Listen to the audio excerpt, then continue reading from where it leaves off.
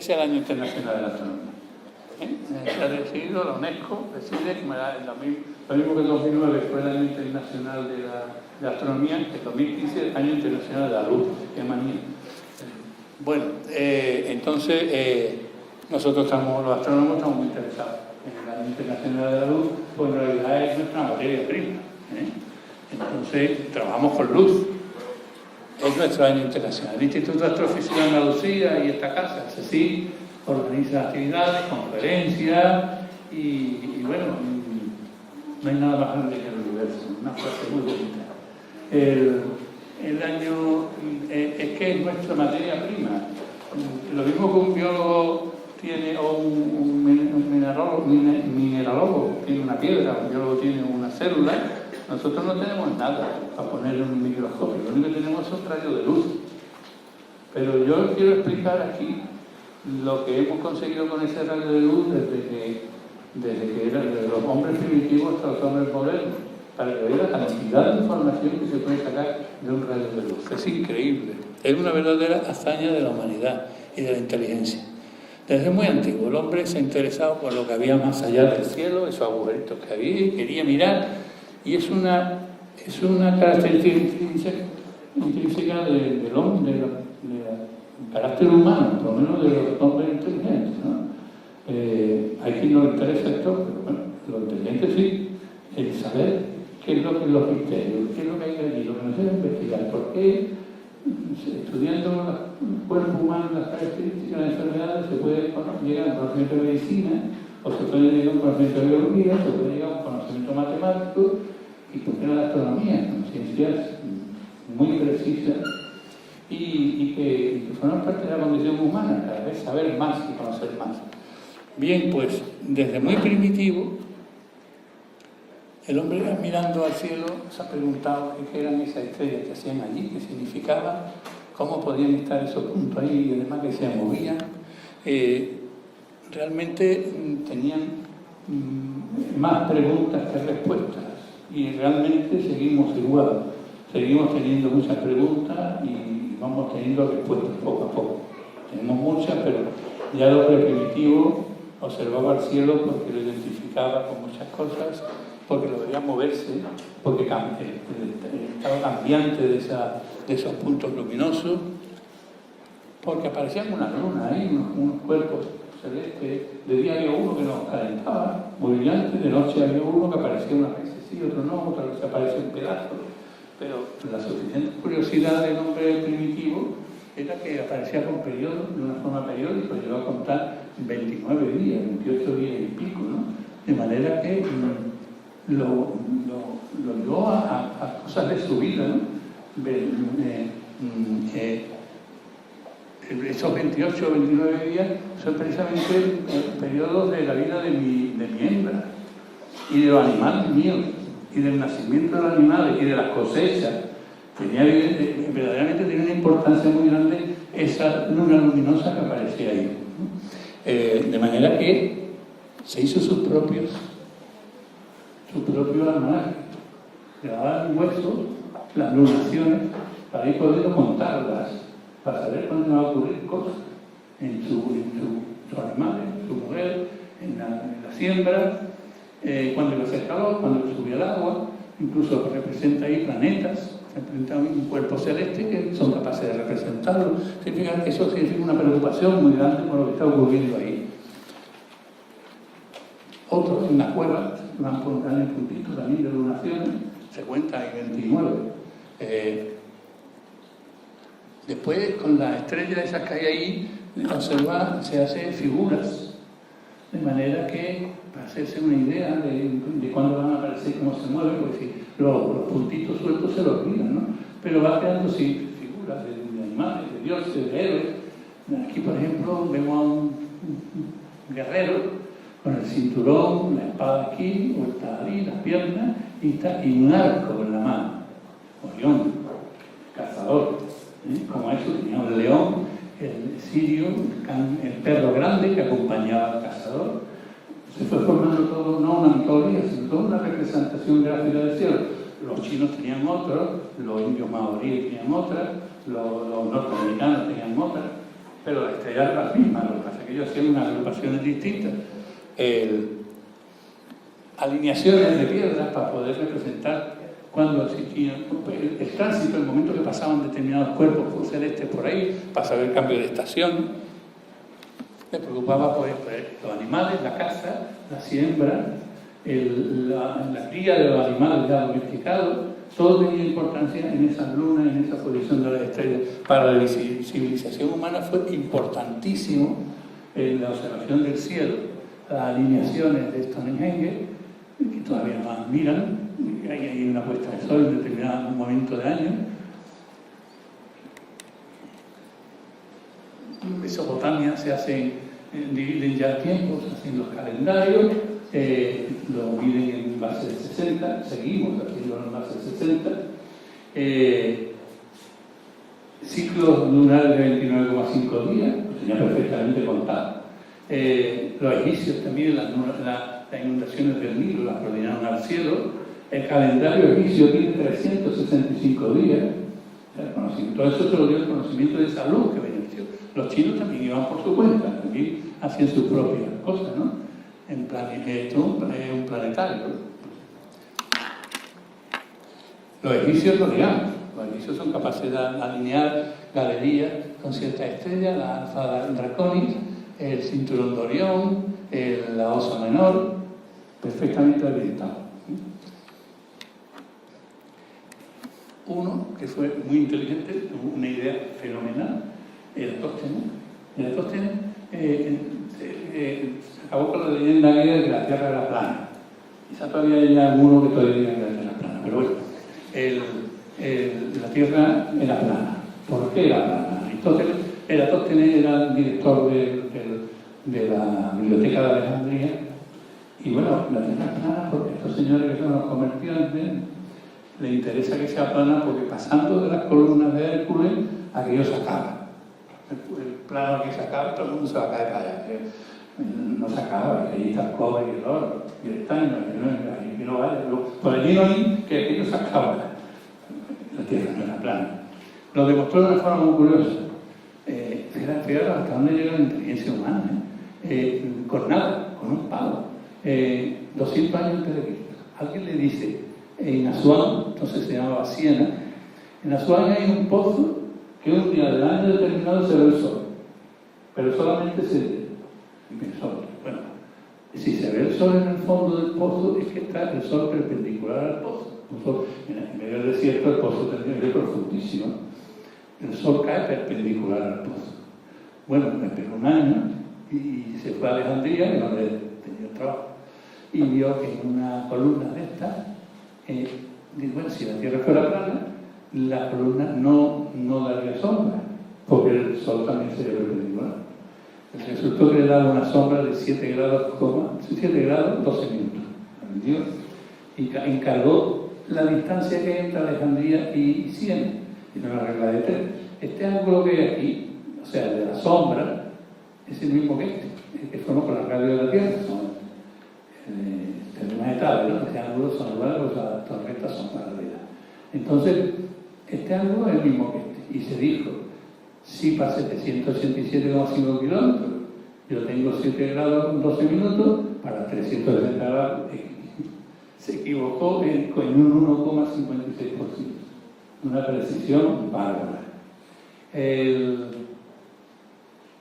problema es que, bueno, que esto se no había los kilómetros, un invento de la Revolución Francesa, sistema métrico decimal, pero bueno, estoy diciendo estadios. Sabemos más o menos el tamaño de un estadio, porque un estadio es la medida del estadio de Grecia, del estadio olímpico. Por eso sabemos la medida con cierta exactitud de lo que mide lo que era un estadio. Se equivocó, por eso sabemos que se equivocó tampoco. En el 2009, que fue el Año Internacional de Astronomía, fueron 300 institutos en España, hicimos una medición de esto, de la radio de la Tierra, con un recogedor de esto de casa, poniéndolo en el suelo a una hora determinada y midiéndolos todos a la vez. Y sacamos una media. El error fue superior a este. El error fue de 2 y pico, entre todos, ¿no? Pero se midió el radio de la Tierra desde el patio del pobre, un trabajo precioso. Otro, y parpadezamos. Fue contando aquellos puntitos del cielo, aquellos puntos de luz, fue contando y se hizo un catálogo de estrellas. Un catálogo impresionante, a simple vista. Los árabes lo dirán. Los árabes ya recopilaron toda la astronomía de las civilizaciones mesopotámicas y griegas y le dio un impulso muy fuerte a la astronomía, de manera que tenemos aquí a Zarquiera, al Faridi, al Sufí, al Bahari, algunos de estos andaluces. Sacaron el planiferio que es un astrolabio, el planiferio, donde es una verdadera computadora mecánica, donde dice la posición de las estrellas, de las constelaciones, poniendo aquí la fecha, la hora, una precisión bárbara, ya en el siglo XIII. En la Edad Media, Alfonso X Sabio recoge toda esa información árabe en Toledo, la Escuela de Traductores de Toledo, y recopila los movimientos del Sol, de la Luna, de los planetas, y tiene una fecha base, 1252, porque para saber dónde está este planeta, tiene que decir, en 1252 estaba aquí, y se calcula dónde va a estar 20 años después, se llama la fecha base. Copérnico ya en el Renacimiento lo usó. Se usó también la luz para poder navegar, la ballestilla, esto que parece una percha, este palo tan rústico, pues servía para medir la altura del Sol y por lo tanto sabía dónde, más o menos situar el barco donde estaba. Este instrumento tan rústico, pues sirvió en el Renacimiento para navegar. Otra cosa era la longitud, que eso hasta que no se inventó el reloj de cuerda, eso tiene toda una historia detrás. Esto es muy curioso. Pero la latitud se podía calcular con esto, lo que representa para los grandes descubrimientos geográficos el descubrimiento, poderse navegar más o menos para no tener que costear, más o menos saber por dónde iba. Surge el Renacimiento y aparece Copérnico. Escribe un libro, Revolución y Orbium Celestum, porque ya antes de Cristo, Ptolomeo en su libro Almagesto había dicho que el Sol era el centro del universo, porque ya Platón había dicho antes que el universo es inamovible. Entonces el Copérnico, que era un sacerdote, sale diciendo en el Renacimiento que aquello no es inamovible, que el centro del universo es el Sol, el universo, el que conocían entonces, nuestro universo distinto, y que la Tierra gira, aquí está con este instrumento, para mostrar que la Tierra gira alrededor del Sol que está ahí. Escribió este libro, lo publicó cuando sabía que le quedaban 6 meses de vida, porque no podía pasar algo. Tycho Brahe también observó todas las estrellas del cielo, anotando escrupulosamente su posición y su movimiento, y su discípulo Johannes Kepler fue capaz de crear un catálogo y crear las 3 leyes de Kepler, que es las leyes mecánicas que rigen el movimiento de los planetas. Y él decía, si los planetas son lugares imperfectos, porque no cumplen las leyes de la Grecia clásica, ¿por qué no deben de serlo también sus órbitas? Son órbitas imperfectas, no son círculos como se cree, sino eran elipses. Son válidas, son leyes que todavía son válidas, ¿no? Viene la revolución de Galileo. Hasta ahora se había observado a simple vista. Galileo tuvo la oportunidad de tener un aparato de esto que se vendía como juguete. O como juguete que usaban militares, una cosa muy curiosa, mira, se ve desde lejos. Y se le ocurrió apuntando a la Luna. Y vio cráteres, grietas, que la Luna no era plana. Lo apuntó hacia Júpiter y vio satélites. Bueno, ahí hay cosas que giran alrededor de Júpiter. No decíais que la Tierra no era el centro del universo, es que hay más centros. O sea, que no solo es que la Tierra gira alrededor del Sol, sino que hay otros objetos que giran alrededor de otras cosas. O sea, que no digamos que el centro tiene que ser aquel. Se hubo la vida, porque iba en cuenta de la doctrina, y fue un escalón muy importante donde ya la astronomía toma un impulso importante hasta que llega Galileo, que con los conocimientos de sus antecesores formó toda la mecánica celeste, ¿no? En realidad reconstruyó toda la mecánica y fue capaz de poner manía de todo lo que no sea capaz de ponerse de manera de una fórmula, parece como si no había. Bueno, pues este lo puso todo de forma matemática. Se lo encuentran en todo, en la física y en las matemáticas, todo este genio. Y tuvo una genialidad con la luz. Al pasarla por un prisma, observó que la luz se descomponía en colores. Un agujerito que tenía una puerta, pasaba por el prisma y se descomponía en planetas. Él no llegó nada más que a decir, a descubrir, que es que la luz se compone de toda esa gama de colores. Desde el violeta, azul, hasta el rojo, un anaranjado, el rojo, ¿no? Que es que la luz blanca es una composición de esos colores. Hasta ahí llegó Newton. No le dieron tiempo más. Porque después vino un alemán, mucho después, ya 1700 y pico, finales del siglo XVIII, de que descubrió que en ese espectro, en esa descomposición de luz, había rayitas. Fraunhofer tiene una historia muy curiosa de Joseph von Fraunhofer, que había visto la película del perfume, que cuando era un aprendiz se le cayó encima de la casa y lo mató a todos menos a él. Esa historia es la de Fraunhofer, se la han copiado, se la novela. Él era un pulidor de lente que lo estaba explotando el jefe, lo tenía ahí durmiendo en un camastro, y la casa donde trabajaba se le cayó encima y lo mató a todos. Y ella consiguió un duque, un noble, le pagó para que siguiera estudiando las lentes y eso, y hizo fabricó lentes extraordinarios, telescopios buenísimos, y descubrió estas tallas, estudiando el espectro.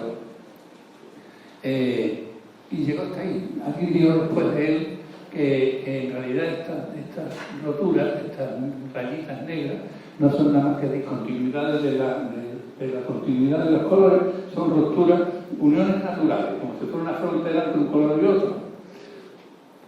Kirchhoff y Newton Kirchhoff y Booth demostraron después, y otros, que estas rayas se debían a un corte que producían en el espectro determinados elementos químicos. De manera que esta raya era de hidrógeno, esta era de sodio, esta de magnesio, esta de otro tipo de hidrógeno.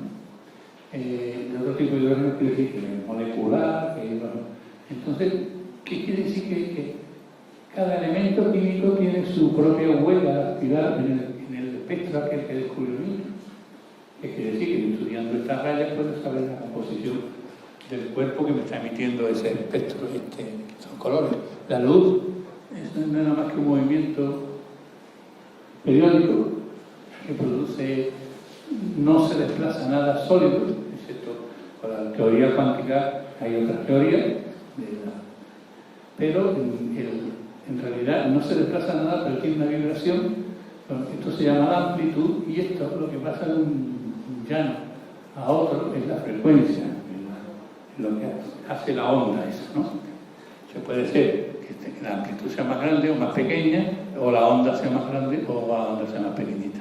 Eso fue un descubrimiento muy importante, porque se descubrió lo que nosotros en la astronomía llamamos la luz. Para nosotros no es nada más que un pedacito de todo el espectro electromagnético.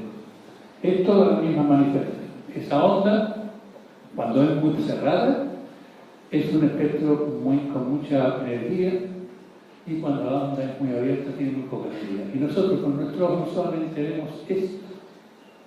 Quiere decir de 400 nanómetros a 700 nanómetros. El nanómetro es 0,00090. Un decimal de 9, o sea, el número de 9 decimales ese del metro. Entonces ahí son muy estrechas, son los rayos gamma, los rayos X matan porque hay mucha energía, muy poca frecuencia y mucha energía. Y el ultravioleta ya sabemos lo que nos están diciendo en la playa, que no nos pongamos allí.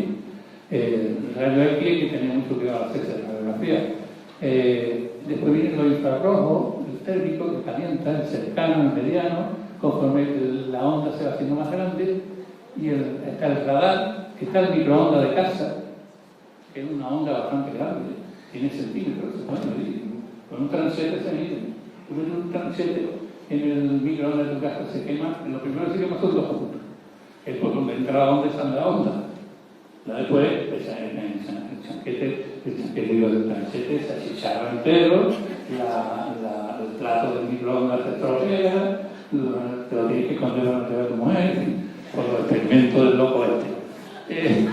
Pues el microondas anda así, y estas son las ondas de radio que andan entre menos de 1 metro hasta los 100 metros o hasta los 1000 metros. Son ondas muy largas y que no tienen energía ninguna, no tienen peligro ninguno para el ser humano. ¿Y por qué te cuento este triste rollo? Bueno, pues porque se descubrió que la luz visible, el espectro visible, que anda entre los 400 y 700 nanómetros, hay una función que es la ley de Wien, que la longitud de onda es inversamente proporcional a la temperatura del cuerpo, con una constante que vale aproximadamente 0,0003. ¿Esto qué quiere decir? Esto tiene una función muy importante en astronomía, que como este es el denominador, si la temperatura es muy alta, la longitud de la onda es muy baja, y si la temperatura disminuye, la longitud de la onda aumenta. ¿Qué quiere decir? Que los cuerpos que están muy calientes tienen una longitud de onda muy corta, están aquí. Y los cuerpos que están más fríos tienen una longitud de onda más larga, están aquí. Las estrellas. Sabemos la temperatura de la estrella midiendo su color. De una forma muy exacta se puede saber, por la longitud de onda que tenemos, del color que tenemos, sabemos la temperatura que tiene esa estrella. Sin ni a tocarla. Porque, como yo decía antes, no tenemos una célula que poner en nuestro microscopio. Betelgeuse, por ejemplo, anda por los 600 y pico de nanómetros, quiere decir que es roja, amarilla, y Rigel anda por los 223, que quiere decir azul, es una estrella muy caliente. O sea que dependiendo del color que tiene esa luz que nos viene de la estrella, es la longitud de onda que vamos a obtener. Y de ahí podemos deducir la temperatura. De manera que podemos hacer una clasificación de estrellas ya, por su temperatura y por su espectro. Este es el continuo, que no nos viene de una estrella, y aparecen rayas aquí de hidrógeno, de helio. Ya sabemos la composición química de la estrella, si traen una estrella y meter en un tubo de sangre. Sabemos la composición química de la estrella. Las estrellas que están muy calientes, 50.000 grados Kelvin, que luego prácticamente son centígrados. Para esta escala tienen hidrógeno, helio, pero aquí no tienen nada. Ese es el óxido de titanio, hierro, calcio, manganeso, calcio molecular. Conforme las estrellas se van enfriando, son más frías. Polaris, Canopus, el Sol, Tapí, es una estrella de este tipo. Arturo, Aldebarán, Betelgeuse, tienen ya esas grandes características. Desaparece el hidrógeno, quiere decir que se ha quemado su combustible, el hidrógeno, y están apareciendo otros elementos pesados, como el óxido de titanio, el hierro. Son estrellas más viejas, más pesadas, otro color, más rojizas. Nuestro Sol está por aquí, por eso es amarillo, porque estábamos por aquí. Y bueno, y esta frase que pues entendió que "Oh, be a fine girl, kiss me". Bueno, una otra se ocurrió para acordarnos de la clasificación, en vez de ponerle 1, 2, 3, 4, B, C, A, B, C, O, B, A, F, G, K, M. Pero esto sabemos que lo usa. Y para hacer una memorizar, pues se creó la frase esta famosa en astrofísica que es "Oh, be a fine girl, kiss me". Sé una muchacha agradable y dame un beso. Bueno, pues ya las tenemos clasificadas. Ahora hay otro efecto. Más todavía podemos aprender de aquí. El efecto Doppler. El efecto Doppler es una cosa que nosotros vemos en la calle, ¿no? Nosotros vemos venir una moto haciendo mucho ruido, como siempre. Y la moto viene. Cuando pasa por delante nuestra sequía, quiere decir que la longitud de onda del sonido, que también es una vibración, ha variado. Eso, como la luz es una vibración, también varía. De manera que si nosotros esperamos un espectro, una radio aquí, y se ha desplazado para allá, es que la estrella se ha movido con respecto a nosotros.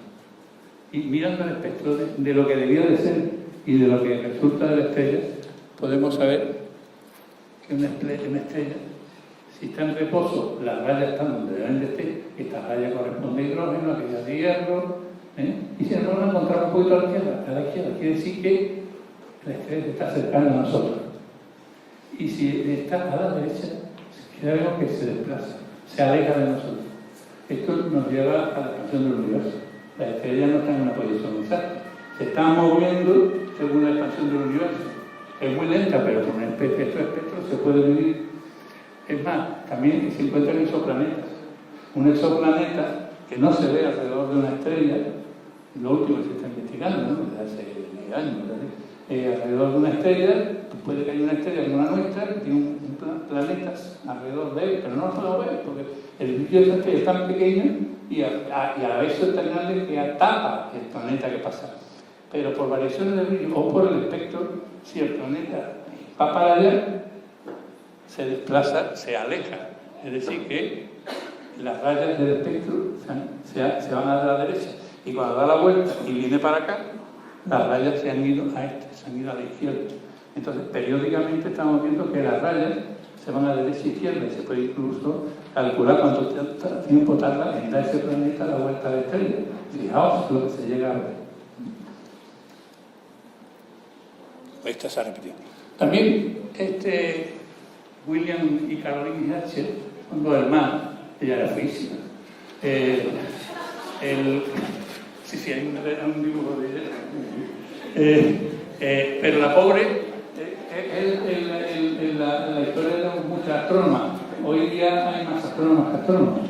Ya han hecho, ahora vamos a ver, hizo un descubrimiento importantísimo la astrónoma. Pero en la época antigua, pues se la apuntó el hermano. Y la pobre que viene trabajando. Tuvo la idea de coger el espectro electromagnético y el espectro visible y ponerle termómetros. Y vio que en distintos colores el termómetro se calentaba más o menos, por lo cual demostró que las bandas que tenían más energía que otras. También descubrió Urano. Y también hizo un dibujo aquí, esto es un bicho raro, y había dibujado una galaxia. Una cosa importante. Había dibujado una galaxia, una cosa, había visto una nube que en 1700 y pico, hasta 1900 y pico, 200 años después, no se empezó a captar y a discutir qué era esto que había dibujado. El harén de Pickering, más mujeres y la astronomía. El harén de Pickering, este hombre, que es barbudo, era de la Universidad de Harvard, tenía que observar estrellas que variaban de brillo. Estudiar cuáles estrellas eran las que variaban de brillo. Entonces se juntó con un montón de mujeres, por eso se llamaba el harén. Era dirigida por Williamina Fleming, que después se quedó como directora de Harvard, del Observatorio de Harvard, y hacía un trabajo meticuloso, cuidadoso, muy concienzudo. Esto, le poner un nombre ahí un momentillo y no sé qué para los papeles de los días, ¿sabes lo mismo? Para lo que me paguen. La mujer la aguantaba, ¿no? Y sobre todo, esta Henrietta Levy descubrió determinadas estrellas que descubrió la ley de brillo, de cambio de brillo. Fue capaz de llevarlo a la manía de siempre, de llevarlo a la forma de un gráfico. Tenemos la manía también de hacer un grafiquito rápidamente. Lo llevó a forma de gráfico, de fórmula matemática, donde se sabía a posteriori cómo iba a ir, cuánta frecuencia iba esa estrella ahí variando. Se pusieron las cefeidas, estrellas cefeidas. Ya veréis la importancia que tuvo. Bueno, en el siglo ya XX, Einstein revolucionó la astronomía, introduciendo el tiempo, la ecuación, en las dimensiones. El sistema dimensional ya no es el ancho, el alto y el bajo, sino que el tiempo y por lo tanto la masa, la velocidad, revolucionó la de la física. De manera que los campos de atracción ya son distintos, varían bastante, según el cuerpo sea más denso, estemos más cerca, casi llega a cargarse a Kepler. De manera que se pueden ya observar estos anillos que se forman ahí, porque aquí hay una estrella muy masiva y detrás debe de haber algo, una galaxia, algo así, que al pasar como lo obstruye la estrella esta, lo que hace es rodearla. La hace rodear por la teoría de Einstein, por la teoría general de Einstein, y lo que se ve es esto. Esto demuestra la teoría general de Einstein. Más otras cosas, ¿no? En el año 20, estos dos señores se crean. Herbert Curtis y Harold Shapley. Curtis dice que las nebulosas espirales son universos islas, se veían entre las estrellas y las nebulosas, había unas cosas que eran espirales muy chiquitillas ahí, muy pequeñas, que no se sabía lo que eran. Y decían que eran universos lilas, que eran otros universos distintos al nuestro que había fuera. La idea que había del universo era que nuestro sistema solar y un montón de estrellas alrededor. Esto rompe con la idea de que nosotros estamos metidos en una galaxia, porque estaba hablando de galaxias, y que eran un autobús distinto al nuestro, estaba ahí fuera, con otras estrellas y quizá otros planetas. Shapley dice que no, que son nebulosas, aglomeraciones nebulares que están dentro de nuestra galaxia. Es decir, que si nuestra galaxia tiene 6.000 años de luz de diámetro, pues tiene que estar dentro. Bueno, este hombre, Edwin Hubble, descubre en la estrella Cefeida que estaba estudiando aquella señora, descubre una noche en esta que parece la cámara fotográfica de los jardines Murillo, en este telescopio descubre en la galaxia de Andrómeda, en una nebulosa que entonces se llamaba nebulosa, encuentra aquí una estrella variable. Aquí él escribe ahí sobre el cliché va y una exclamación. Esta estrella es variable, es una Cefeida. Calcula, por la fórmula de Henrietta Levy, calcula la distancia de esa estrella y por lo tanto de esta nebulosa, porque esta estrella pertenece a esta nebulosa, y le sale mucho más de 100, le salen miles de años luz, millones, fuera de nuestra galaxia, está a una distancia increíblemente lejos. Y ya se empieza a pensar en que esta galaxia es limitada y existen otras galaxias con otras estrellas y además que esas medidas. Ya esto le da lugar a crear la ley de Hubble, la clasificación de galaxias y la expansión del universo. Es una formulita muy sencillita, con una división. Con una división, la grandeza de la física es que no era una morcilla de fórmula, era una división de dos números, da la ley de la expansión del universo. Y esto todo a través de un rayo de luz variable que fue capaz de medir y cuantificar Henrietta Levy desde la ley del Pickering. Bueno, nuestra atmósfera no es transparente a toda la radiación electromagnética, aquellas que eran mortales, los rayos X y los rayos gamma, nuestra atmósfera no los transmite, afortunadamente, si no nos estaríamos aquí. Son opacos.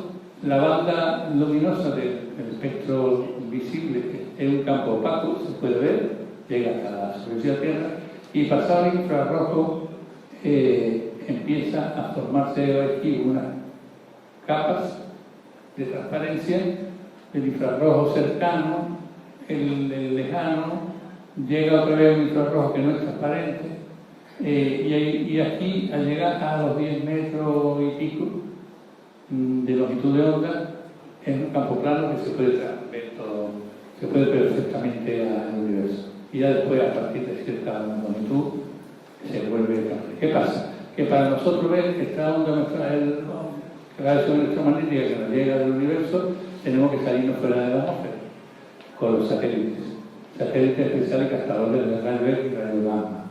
Esto con telescopios. El infrarrojo medio y cercano con el telescopio, llevándonos un telescopio fuera de la atmósfera, telescopio Hubble. Y después con esta, que como tenemos totalmente transparente las ondas de radio que vienen del universo, pues con antenas, esas parabólicas grandes de los observatorios. Ahí lo que se ve es luz, lo que es otra manifestación de luz, que es una luz no visible para nosotros, pero que es una vibración luminosa. Con lo cual se consigue que el universo, una galaxia, se vea en distintas tonalidades, distintas informaciones, distintas longitudes de onda que se ven. Esto es en radio también, en otra longitud de onda. Este es el visible está por infrarrojo, molecular, hidrógeno molecular, radio. El infrarrojo, este es visible. Esto es lo que se ve con un telescopio normal.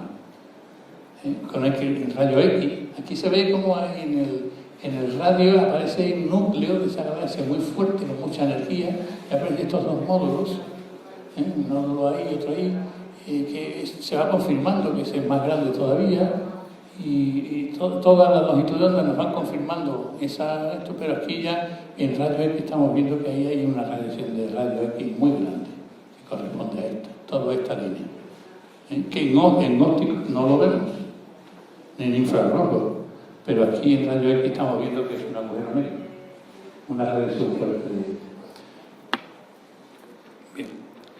Bueno, pues yo quería hablar de la contaminación lumínica. Esto es una ciudad con una contaminación lumínica, como la que vamos a ver ahora, y esto es una foto que yo tomé para que veáis la diferencia que hay de un cielo a otro. Desde Alcalá de Guadaira, chocolate, desde Castillo de la Guarda, bastante bien. Esto es lo que pasa este es el mapa de España, sacado desde un satélite, un estudio que hizo el profesor Cinzano, lo hizo de todo el mundo, casi todo el mundo. Esto ya pasaba a médicos, y se ve que los observatorios están puestos, todos los observatorios españoles, curiosamente están por la costa mediterránea, pero se está aprovechando las zonas negras de el ROA, que es el Observatorio Histórico, ¿no?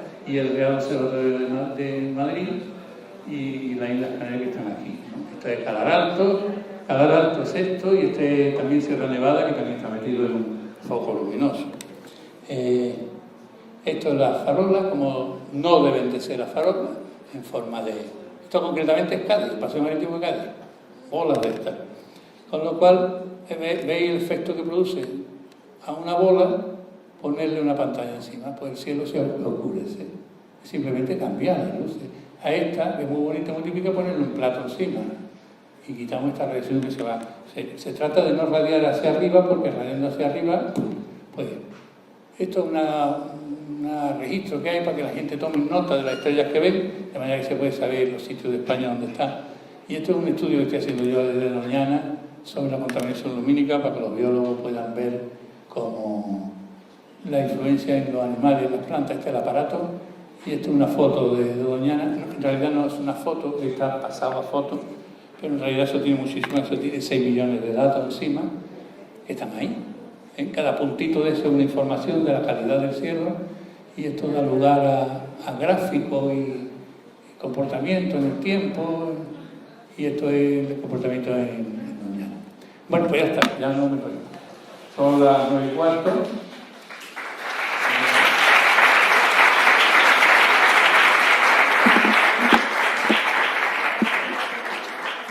Esto queriendo alargar un poquito para que el tiempo al que ahora montemos el telescopio de la de noche. Y nuestro compañero Paco Soldano decía algo también. Paco, muchas gracias por la charla. Muchas gracias a todos por vuestra asistencia. Con esta magnífica charla terminamos ya lo que es el primer ciclo antes de las vacaciones veraniegas de agosto, y hemos querido hacer coincidir precisamente con este final y con la conjunción que tenemos de Venus y Júpiter, una plantada de telescopios que vamos a empezar a organizar ahora mismo aquí a las puertas de la Casa de la Ciencia. Queremos agradecer a la directora de la Casa de la Ciencia y todo su personal por todas las facilidades que nos han dado. Creemos que puede ser una buena oportunidad para que aquellos que no se hayan iniciado todavía la astronomía pues tengan un primer acercamiento, y para los que somos aficionados pues disfrutemos de una noche agradable, que además de temperatura no está excesivamente mala comparada con estas semanas atrás. Muchas gracias a todos. Le paso el micrófono a mi compañero Manuel, que os dirá un poco cómo va a estar organizado el tema. Gracias.